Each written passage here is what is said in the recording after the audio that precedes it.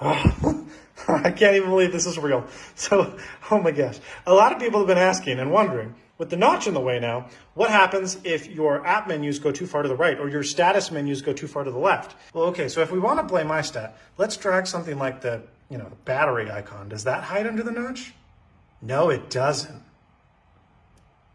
Yes, it does.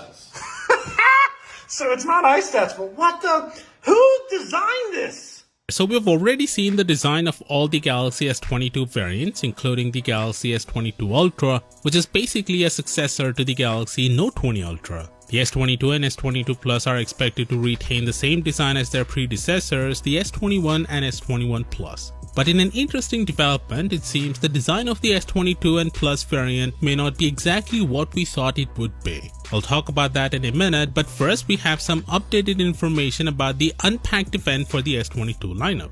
John Prosser, as you know, one of the trustable guys out there, has revealed that the pre-order for the S22 lineup will take place in the second week of February. He didn't mention the unpacked event date, but usually pre-orders begin on the same day as the event itself. So it's safe to say the unpacked event will also take place in the second week of February. Also, we have information about the S21 FE's launch event. A few days ago, we got information that Samsung is planning to launch the S21 FE on January 11th. But according to Sam Mobile, Samsung will instead launch it a few days earlier at Consumer Electronics Show, which is scheduled to take place from January 5th to January 8th. Now, it's worth mentioning that nothing cannot be etched in stone until we see how the aforementioned chip shortage situation unfolds over the next few months. With that said, a few days ago, we saw that the S22 Ultra will make a record as far as the display peak brightness is concerned. It will have 1800 nits of peak brightness, which is more than the competition. Now, Ice Universe is confirming from his end that the rumor was indeed true.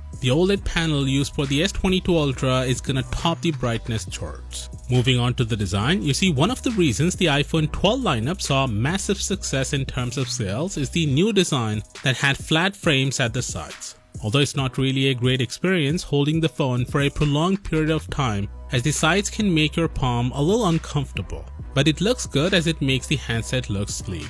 Now, it seems like Samsung may take some inspiration from that design onto the Galaxy S22 and S22 Plus. Ice Universe mentioned that the S22 and S22 Plus will have symmetrical bezels on their flat displays as well as flat backs, and they look like the iPhone 13 without the notch. Now, although he didn't mention it, this comparison would imply that the S22 series will have flat sides like Apple's iPhones. Now, if this is indeed the case, then I wouldn't mind them taking inspiration from the iPhone design, because like I've said, flat sides actually make the handset look sleek and beautiful. Fun fact, even though nobody talked about this, but the Z Fold 3 actually has flat frame. It's not as aggressive as the iPhones though, but it is flat and it is matte. Probably that's the reason people didn't notice it. Anyway, we also have some updated information about the camera specs of the S22 Ultra, and here it is. Basically, it's the same as the S21 Ultra, but that doesn't mean the quality will remain the same though. It's likely Samsung may use an updated lens, a better image ISP and GPU,